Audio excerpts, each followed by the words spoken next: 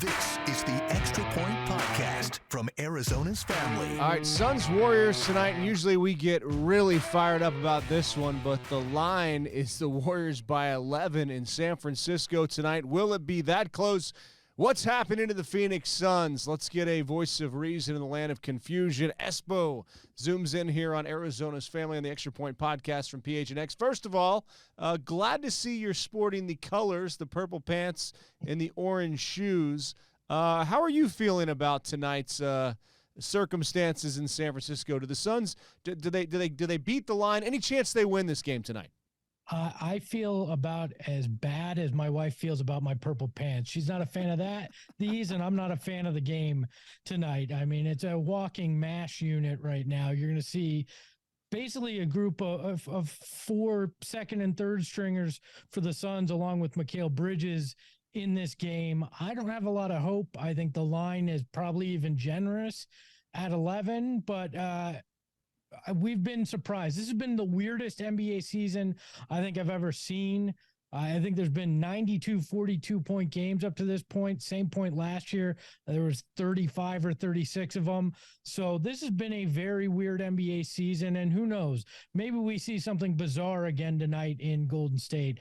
I'm just not holding my breath on it. Well, is this kind of an indictment of the regular season? The way rosters look right now and how it seems like I wouldn't spend money to go watch a regular season basketball game because I don't feel like it means anything to the players. Well, if I'm in Golden State and I get to see Steph and Clay and Draymond tonight, that's I think that is worth the money. But right now, what the Suns are putting out there due to injury, I mean, this isn't load management. If we were talking load management, I'd agree 100% that spending the money on a ticket is ridiculous. This is injury, so I give them a little bit of a pass. It's not as if they don't care about the regular season when it comes to the Suns, but this is one of the worst stretches of luck I've seen, and I watch Arizona sports for a living, so... Well, okay, so is that sound we're hearing, and we're going to hear a championship window slam shut today as we saw headlines on social media on The Ringer, or is this just as simple as Devin Booker gets back, Cam Johnson gets back, and let's go play some playoff basketball here? Oh, I think it's slammed shut and the glass might have cracked. There's a small chance. I mean, I'll never say never, and people will talk about tanking right now, but I'm of the belief if Devin Booker comes back in the next month, you can't commit to that. You've got to give him a chance to get in, and if they get healthy, maybe they surprise some people. But this is not last year where they go in as a favorite. This isn't 2 years ago where they surprise and be a darling. This is going to be a slugfest for them to get in the playoffs, and then another grueling round, a couple rounds to try to show that they still belong there. I don't see any clear path for them to win a title. It's going to take luck. It's going to take a hell of a lot of hard work, and it's going to take health, which they have not had all year. And that's why I'm okay if guys are taking a little more time getting back from injuries right now to get themselves right because of what the New Orleans series took out of them last year, and I think that had a big impact on the end of the Dallas series, especially with Chris Paul was just spent after that perfect performance in New Orleans. But are we concerned at all, or I guess how concerned are you about the Suns even just making the playoffs at this point? Not overly, but that's until we find out what the reevaluation of Devin Booker comes back with. If he's going to be out through the All-Star break, I start getting a little bit more concerned. How long is DA out? How close is Cam Johnson? There's so many questions that we don't have answers to that I'm not going to say I'm worried, but I've got my hand hovering over the panic button. No, I mean, for sure, and you just think about it. Next time our NFL team starts 7-0 and our NBA team goes to the finals, would you remind me to enjoy it a little more, please? Yeah. I mean, that's the only choice we have because we're reminded very quickly of how the other side can look. We're on the upside down now, or maybe this is the right side up. And when they were all winning, that was the upside down. I don't know anymore. Well, it was a good time to launch a sports television show and a social, I guess, a digital network here in Phoenix, Arizona, as this was on the fly, but on the climb. I think for the Suns, the next 8 games are going to be really rough. What kind of record do you expect them to have if Devin Booker gets a clean bill of health and can come back sometime in February?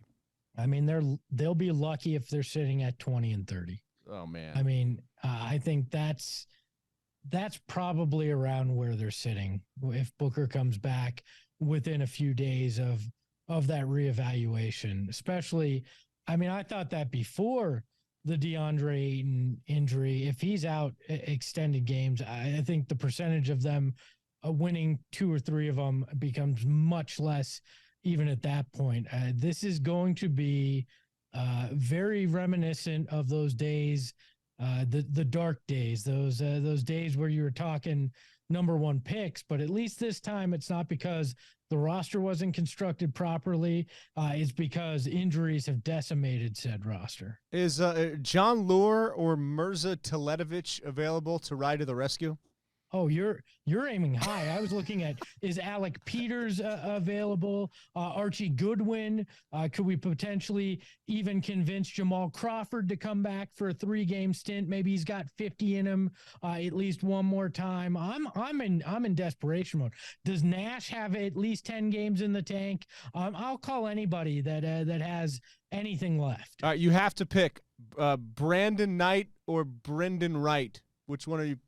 Did I get him right?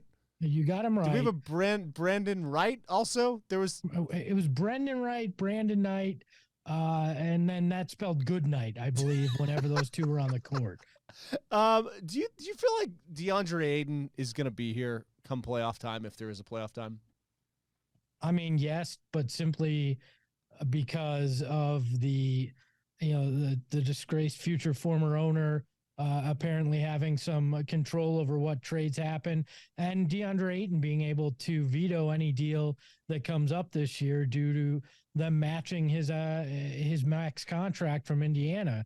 So that path seems very difficult. I think any larger trade seems extremely difficult at this point from some of the reporting we've seen from national outlets when it comes to the parameters in which James Jones and this front office are operating under. I think we'll be lucky to see a Jay Crowder trade at the most at this point. Oh my goodness. So why not just get him back? Like, I mean, I just don't understand. It seems like that would be beneficial for both sides. Would it not?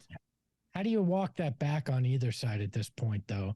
I mean, it's gone on for far too long. If we were 2 weeks in and they both sides said, you know what, we're going to make the best of it. But at this point, you're pot committed. This is January. You've already paid him $5 million to sit at home. At this point, it's either you find a deal or I think you just pay him out the rest of the year. I'm not buying him out if I'm James Jones. That's too much of a reward for causing a lot of this mess. So at this point, it's you're going to have to trade him. I don't think he's coming back in those doors at all. I don't care what sweet talk you give him right now. Hey, you can start for this team now. Yeah, so can pretty much anybody at this point.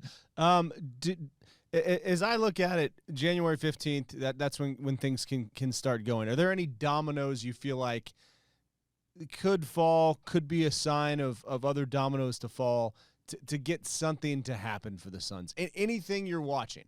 Well, I'm watching Toronto and what goes on there.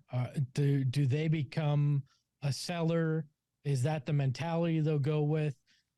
Gary Trent Jr. reportedly is already on the block. Do they look to move a Fred VanVleet, who is on an expiring contract and they couldn't reach an extension over the summer? Do they get really desperate and does Siakam become available? I don't think that'll happen, but you got to watch teams like that on the fringe that something may shake loose. But I don't see a big deal. I think you're dealing around the fringes, which is the worst case scenario, because if you don't leverage these expiring contracts to bring in guys that that you want around, either have a contract or that you'd want to re-sign in the offseason, you're in salary cap purgatory. There's no good way to put it. You're not going to have a lot of money to spend on free agents. So you either need to have a guy with his bird rights that you can re-up regardless of the cap, or a guy that's under contract for the long term. If the Suns are truly handcuffed, this goes well beyond this year and has implications into next year and potentially the year after as well. All right, so assuming that's the case, who's in deeper trouble here? Your Phoenix Suns or your Arizona Cardinals? The Suns in the short term, because the Cardinals at least will have some false hope with, hope, false or otherwise, with a new GM and a new head coach and an off season. We've still got 3 months of Suns basketball and potentially no cavalry coming in to save the day outside of the guys that are injured. I want to believe that Devin Booker comes back and rights the ship. But until we find out what that reevaluation is, we're sitting here with no real idea. All right, so what is giving you hope? Spring training just around the corner. Excited about the Super Bowl, ASU hockey. The 16th hole at the Waste Management Open. Nice. You gonna be out there? You taking the show on the road? I will. I'll probably be out there on Wednesday at the very least for the shot at glory and everything that goes on at the Pro-Am. That's always a good time, and you can drown your sorrows one way or another out there and forget what else is going on in the world. Yeah, there's been a lot of that with the Phoenix Suns lately. What are you guys doing tonight? Are you on after the Warrior game? Where can we find you this week? We are post-game live tonight and tomorrow night after the game, pre and post-game. So you can catch us there on the PHNX Sports YouTube page or wherever you get your podcast. Just search PHNX Suns. And where can we get like an autographed picture of Espo with the shoes and the pants? Are you gonna be out and about tonight? Where can we find you? Well, I'm gonna be eating dinner at Illegal Pete's if you want to come over and get me to sign there, or just DM me on Twitter at Espo and I'll send it to you. And Mark, yours is already in the mail. Okay, so you don't good. have to worry about it. Autographs in the mail. That's yes. I got an autograph picture of Herschel Walker when I was a kid. By the way, when he's the running back of the Dallas Cowboys, I sent away for some memorabilia and got an autographed picture of Herschel. So maybe we'll put that up here on the wall. And, right now, I'm not sure which one's worth more, mine or Herschel's. So.